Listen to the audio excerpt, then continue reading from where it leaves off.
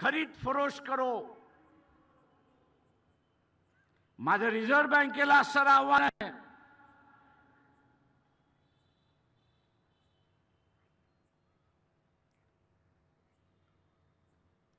की मोदीने असं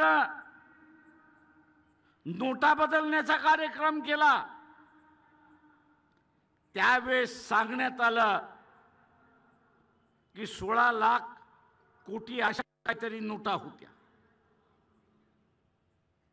आणि रिझर्व्ह बँक स्वतःच सांगते की आम्ही असताना फक्त 15 लाख अमुक अमुक कोटी नोटा पुन्हा छापल्या। अरे हे त्या 1 कोटीचा असताना 1 लाख कोटीचा असताना जो फरक आहे नोटांचा तो गेला कुठे?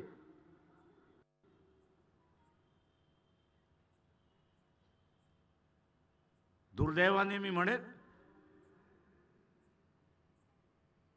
की या देशातल्या विचारवंताबद्दल बाबासाहेबांनी जे त्यावेळेस म्हटलं होतं ते आज खरं व्हायला लागलं।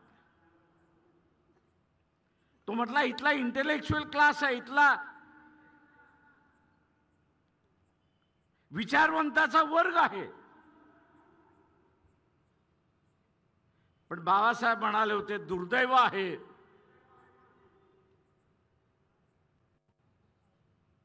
की ऑनेस्टी जी आहे, प्रामाणिकता जी आहे ती मिसिंग आहे, ती नाहीच आहे।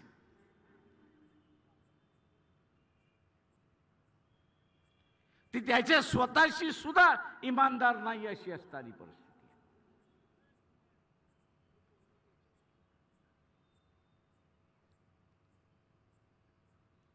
आणि म्हणून जोपर्यंत हे संविधान आहे तोपर्यंत आपण सारा देश म्हणून जिवंत आहोत हे असताना लक्षात घ्या।